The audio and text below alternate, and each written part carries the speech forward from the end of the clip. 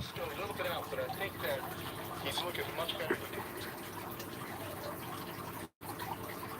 Oh. Good morning, everyone. What is going on? I have a giant ass nose at this angle. It's amazing. Yeah, look at that thing. Just wiggle it. So anyway, some things that I've learned from keeping betas and trying to breed betas. And as you know on the channel, I have been successful one time at breeding betas. And that was Nemo to Connie, which Nemo to Connie, which Connie's my female, Nemo's the male. Nemo was called Nemo because he had a gimpy fin. It was smaller than his other fin, and sadly, Nemo is no longer with us. He passed away, and I'm not sure why. And it was only a few weeks after breeding, so maybe the stress of it got to him. I don't know. I'd say about I'd say about a month maybe after he bred. So Nemo was a super dwarf Dumbo, so he was only about that big, full grown. And I bred him to my female Connie, which is a red half moon, and they have had gorgeous children, but only two of them have survived, and they're only about that long.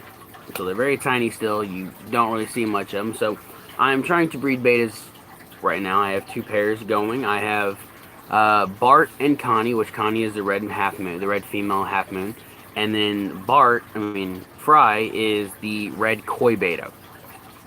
And over in the other tub, I have my black orchid crown male breeding to a vanilla female. Now, I want to call her Fruity Pebbles because her body is white, and then she's got like this kind of like a blue strip. Just you barely see a little faint of blue on her top of her head, but her fins are purple and green and blue. I mean, just look at her. You just look at the colors on this girl. And she's fat, laid with eggs. There's King Midas right here. The tub's dirty on the outside, but he's darting over to get a look at her. Oh, we're getting a good display now. Oh, look at him. Look at him flashing for his girl. Hopefully his future boo. Hopefully they courtship properly and they work together well. So the main reason I'm breeding those two together is one, my only other female is Delta, and Delta sadly was going through a fin rot situation with a fungal infection that I'm pretty sure I was able to take care of because I don't really see it anymore on her. Somehow I managed to cut my hand and it's infected. So I'm really hoping she pulls through because she's really big. She's the biggest female that I got. Oh, no, I have another female. I have another blue female, but she doesn't have eggs yet, and I haven't had the time to really protein load her so she develop eggs. And I haven't even had her in the view of the males. But one thing you do when breeding betas is called courtship, and right now Fry is right behind the camera. he's a little camera hog. He likes to be photoed. He's very photogenic. I mean, look at him. He's got those weird neon strands. He's gonna go up there and look at her. She's gonna run away now. Okay, so one thing you do is called the courtship phase, which means you pretty much just put them next to each other for maybe a week, and they learn to notice and see each other. Eventually, they realize that that's a male, that's a female, that they're opposite sex of each other. And eventually, what will happen is whenever you go to breed them, they'll already know each other, so they're less likely to completely not likely to fight at all. Which isn't 100%, but it does happen. And it works very well. They've got these bubbles stuck to them, and I think it's funny. The water all got a 50-50 change on it today, and he's displaying again. King Midas is a beast, man. I will say that now.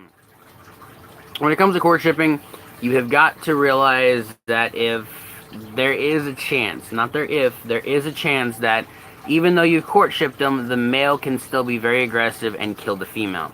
Now, with saying that, if he doesn't kill the female, which you really hope for, you hope for one thing, that he's a good father and he doesn't eat the brood. Now, sometimes the fathers will eat the eggs and just not worry about putting them in the bubble nest. Sometimes he will take care of the fry until they hatch and get to a certain age, and then he decides to cannibalize them and eat them, which is what I went through with Nemo. I left Nemo with the babies for 5 days, maybe 6 at best. And that was my failure, and he probably ate around 40 or more before I realized what had happened. I'm just worried about the pair of these two guys. Mainly the size difference. Tip 2. When breeding betas, you want to have compatible sizes. You want big females with big males. You don't want a big male with a tiny female because he's more likely to kill her. And yes, there will be fin biting and all kinds of stuff. And I have seen it to where I've tried to breed them and they have ripped each other's fins off very quickly. All it takes is one good bite and they're chewing on a chunk of fin. You know, I've had to pull Delta out a few times with this motherfucker right here because he likes to bite fins and he likes to take chunks off. But I just don't think him and Delta are compatible. Hence why I'm trying him with the new female fireman. And I'm really hoping that this goes successful because I really want to do betas, but I just started thinking like, I do all these beta babies and I'm successful at getting them to betas to breed and grow. I gotta figure out what I'm gonna do with the babies. I can always put them on Facebook, sell them to local businesses. I have a local store called The Reef about 10 miles from my house, but I could take them there and sell them to them. They'll probably take them, especially if I have thousands, and I'll do a bundle, you know. I'm not gonna do no 50 cents a piece though. You know, it'll at least be $2 a piece. They'll usually sell them for 8 or 10 anyway. So I don't think it'll really matter to them. They're still making twice the profit they put in. So, you know what would cost if I have a... Did someone just walk from there? I swear to God I saw something moving in my peripheral. So I mean, yeah, Jesus Christ, if they spend $2,000, they're gonna make back 6 or 7 by the time they're done off 1,000 betas. Which, yeah, but if I have 1,000 and they're $2 a piece, that's $2,000. Hence why breeding betas is such an easy thing to do, because you sell something for such a cheap price and you're able to make such a decent profit. Tip number 3 for betas is watch their body language very carefully when they're breeding. This can be tricky because sometimes your females will display signs of wanting to breed, to show signs they've been courtship, that they're ready to go. Then when you put them together, the female becomes the aggressor. And Delta has become the aggressor a couple times. She was actually the aggressor to Nemo, actually. I think... I don't know. I don't get it, honestly, just real quick off the subject, what happened to Nemo. It all kind of happened so suddenly. I had attempted to breed him to Delta. They never got in contact. I have a CD display case that I have her inside of. And it doesn't have a bottom, so when he builds the bubble nest, I can just gently lift it out of the water, and it doesn't displace anything, so it doesn't pop the bubbles, nor does it shift them, separate them, move them, whatever the case may be.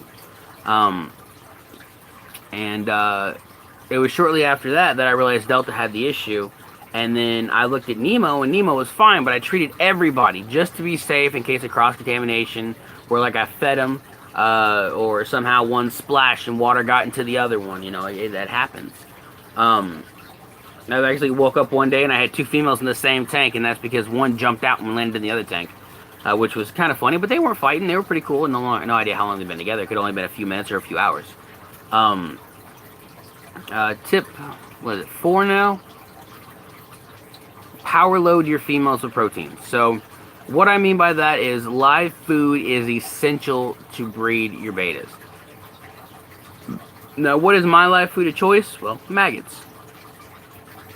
A high fatty proteins. It'll help your betas grow fast, and it'll get size on them where you need it. And the proteins will be used to develop eggs, and they'll develop much quicker than they will if you do pellets or flakes or beta food. Now, you can substitute this with bloodworms.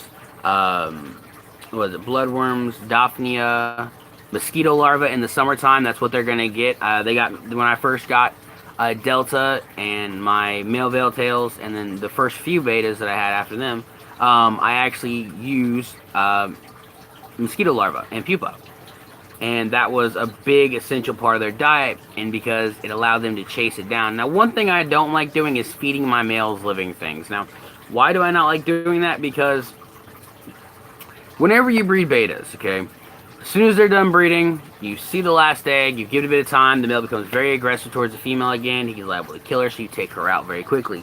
What will happen then is if your male has been fed live food, what not always happens, but what can happen, and I've heard horror stories about this, and freaking, he is still trying to get that. Get it, dude? She's looking at you. She's following you. They might already be ready. I don't know. But what will happen is your male can associate the fry with food because it's used to chasing things down. I still give my males mosquito larvae and other things like that, and fruit flies.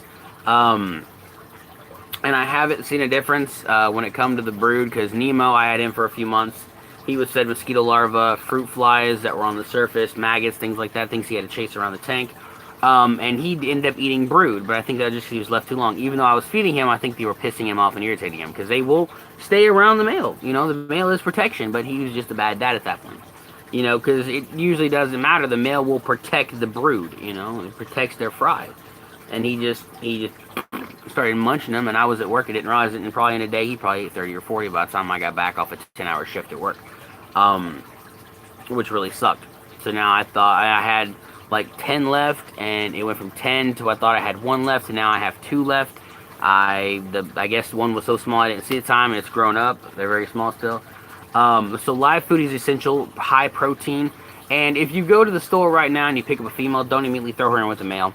And if you are looking for a breeding pair, the best thing you can do, and this is just honesty, is go to your local pet store, and if they have a male and a female next to each other, get those.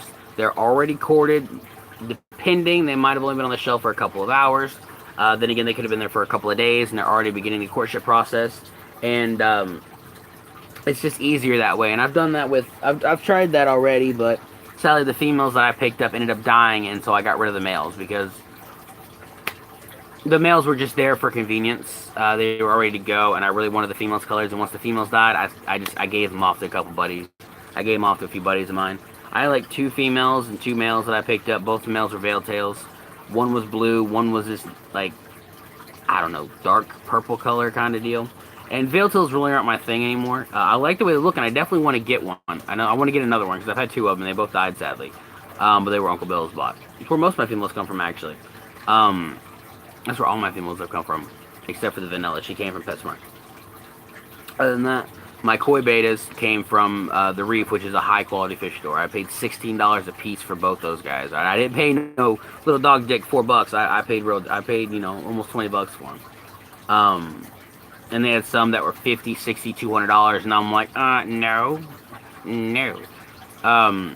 So high protein. Whenever you go to buy them, like I said, make sure they're courtship. Look for females with an egg tube. And what an egg tube is, if Connie will let me show it, it's that little white thing underneath her belly. See it right here? Right there. That thing right there in the middle. That's called an egg spout or an egg tube. Now what that shows is that she's a mature female and she's breedable. So if your female doesn't have that, she's not ready yet. You have to just wait. Now it doesn't take betas very long. In 3 months, betas go from fry to adult. Another month after that, they go from adults. They go from just betas to breeders. It doesn't take long at all. Just a few months. So I mean, it's something you could really get into very easily, very quickly. And the best thing about betas is you can keep them in a 1-gallon enclosure to more. I don't like keeping them anything smaller than a 1-gallon personally. Just personal preference. You could put them in a 2-liter bottle. I mean, here's how I look at this, and this is another thing, and this is something we can all debate with later on. You as the viewer. I say a lot when I'm thinking, damn, freaking Shaggy over here. But yeah, really quickly, if you look, you can just see the eggs inside of her. Oh, she turned on me. And here comes Captain Camera. If she turns again, I'll show you. She done pooped in the bottom. Where I was talking about. Shoot. Damn it, I said again.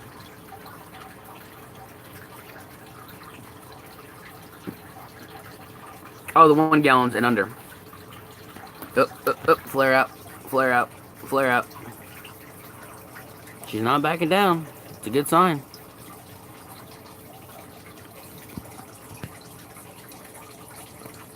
See how they're going crossways now?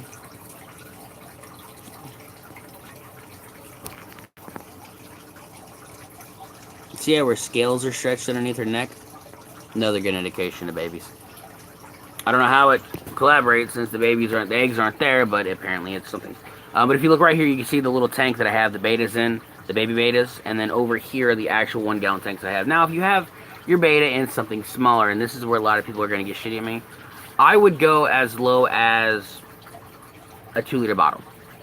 Honestly, And I'm not talking like a small 2 liter bottle. I'm talking about one of the wide ones, not the tall ones. So like a fruit jar, something like that. Glass, whatever.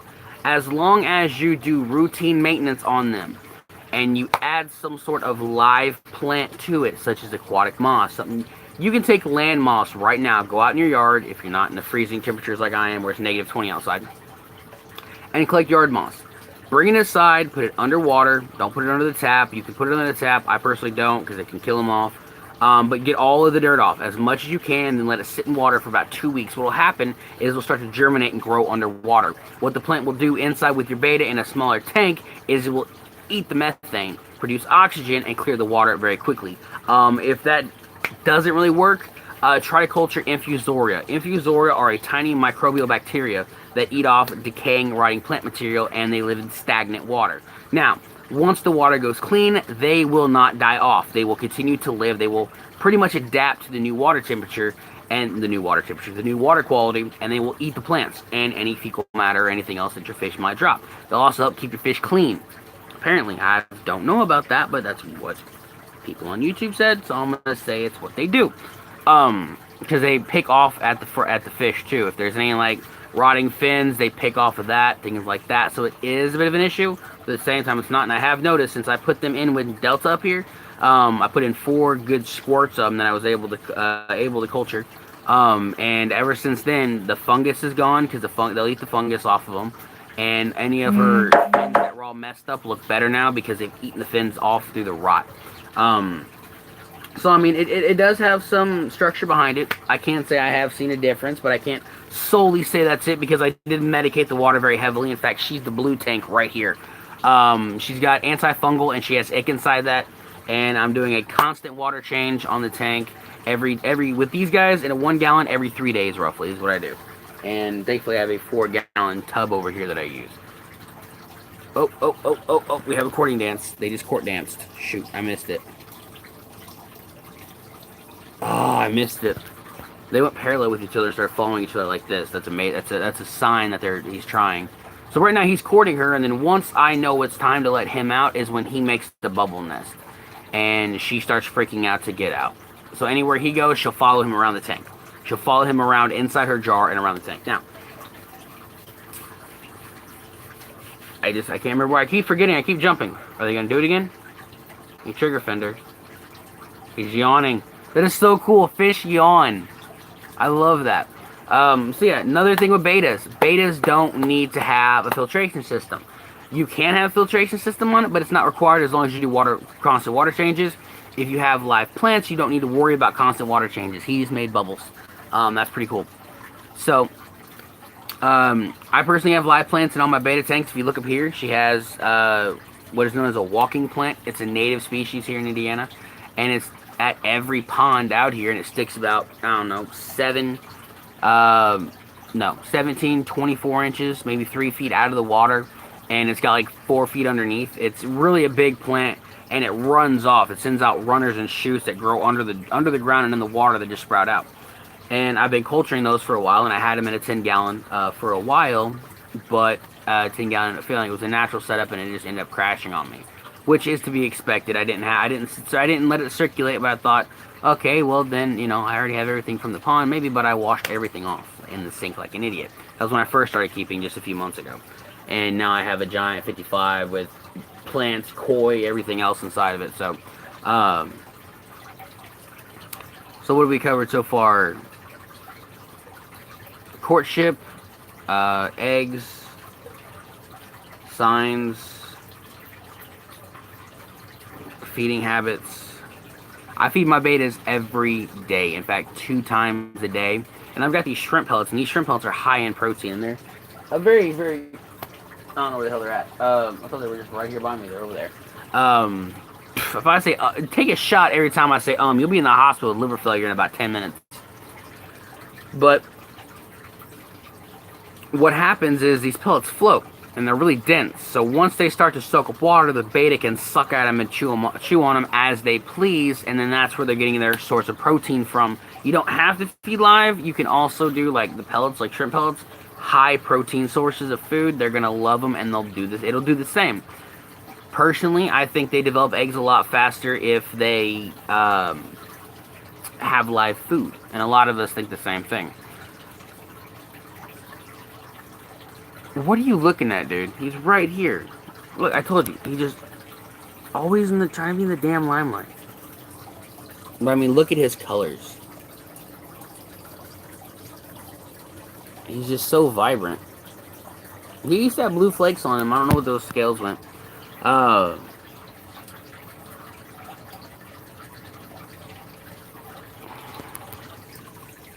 he came back.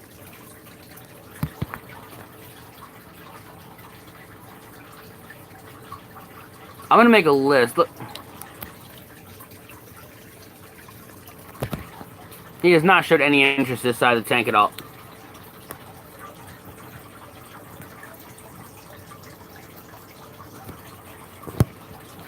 Anyway, I think we've covered the basics, honestly. And the thing is, you can buy any breed of beta you want and breed it to any beta you want. You can make every morph you can think of has more than likely already been done. I have one in mind that I've never seen before. I have discussed it on this channel in the past. I have got, the idea for it, and I think it will be absolutely phenomenal once I do what I'm planning on doing, and I keep forgetting.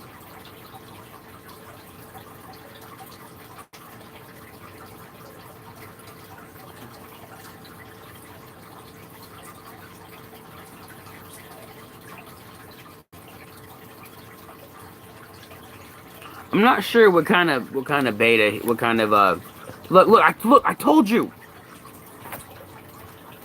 Freaking camera whore.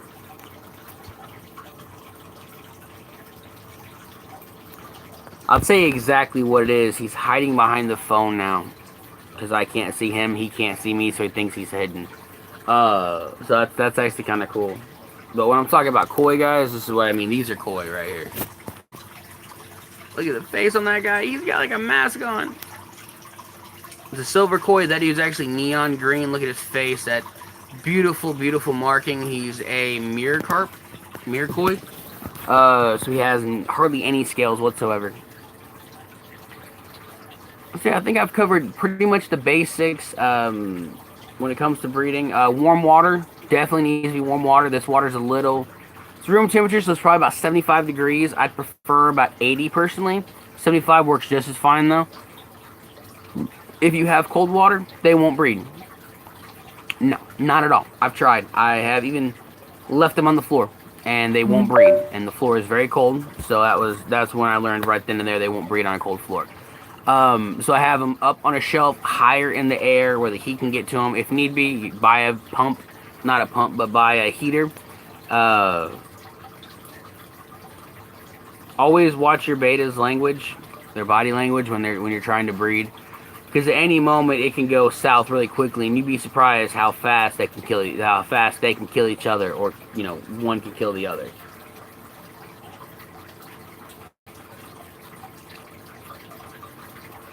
Just beta breeding is a lot. It's easy once you do it once and you figure out the routine. If you can get your beta eating live food, like any sort of like Daphnia, bloodworms, mosquito larvae, anything like that, you're good to go. What do you feed the fry though? Well, microworms, vinegar eels, infusoria, seed shrimp, cyclops, pretty much anything very small. Because when the beta babies are born, they're like that big. They're absolutely micro.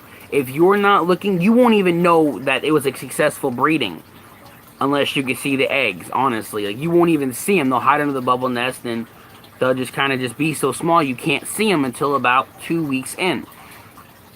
And then you start to really see them. Hence why whenever I took him away from... Damn, where the fuck did you come from? She was like nowhere and then just flashed right here at my face. That was so cool. She was just moved so quickly towards him to get his attention. Because she's flaring at him, trying to dance for him now. I love it. Let's talk about the betas. The baby betas.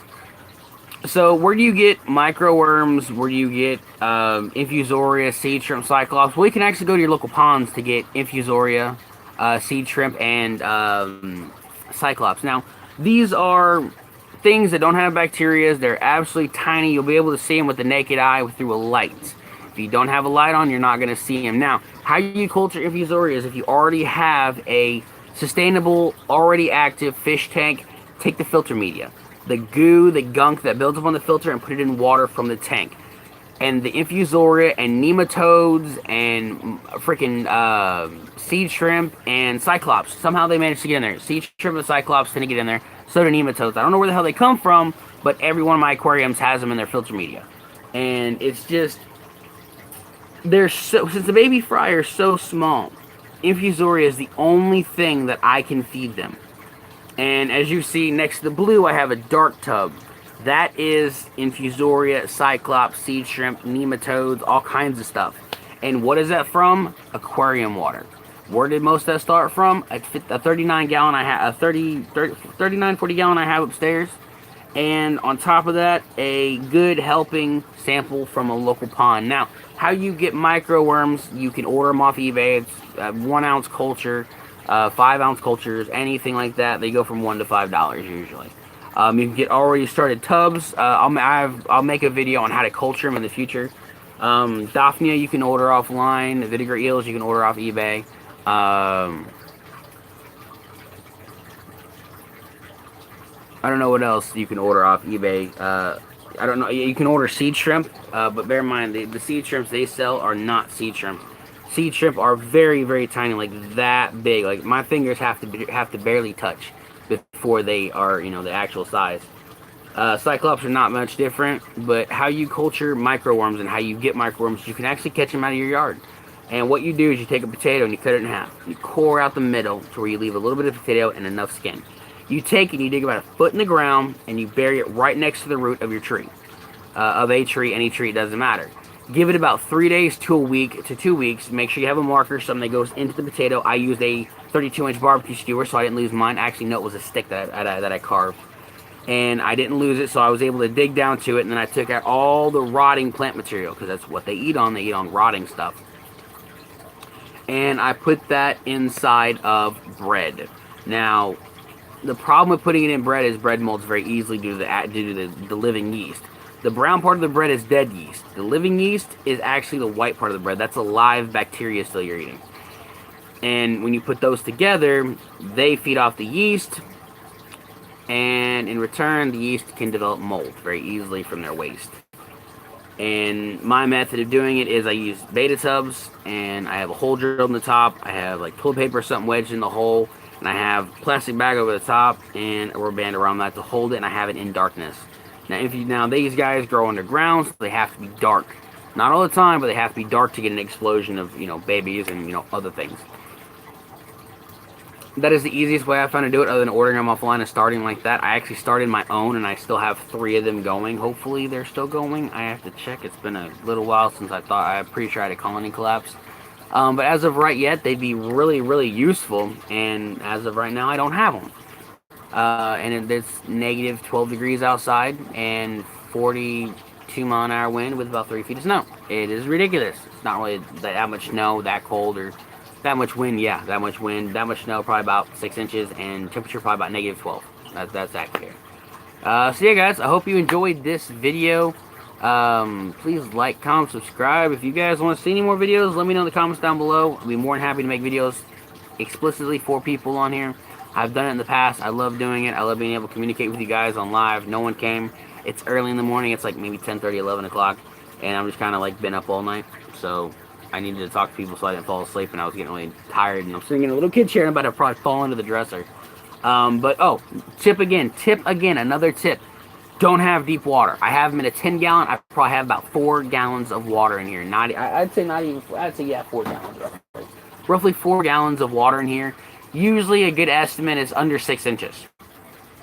Main reason for that is because when the dad goes and he puts the eggs in the bubble nest, the bubbles will pop. The eggs could fall. He has to swim down and pick the eggs up and do it. He can run himself ragged doing that for the 3 days it takes for them babies to hatch. Bear in mind, 3 days to hatch, just so you know that I didn't say that. So once the fry are born, he has to do the same thing because they can't swim hard. They can't swim up on their own. They have to stay attached to a bubble so they get oxygen. He has to kind of swim down and pick him up, swim down and pick him up, swim down and pick him up. So if the water is shallow, he has a likelier chance of being able to see the fry come down, than if they have deep water. So if it was a full 10-gallon, I'd lose probably almost all of the babies, guaranteed. Unless he was a really attentive great dad and he always looked towards the bottom, always eventually looked towards the bottom. Other than that, shallow water, it'll save your male's energy. He'll be less likely to give up on the brood and eat the brood.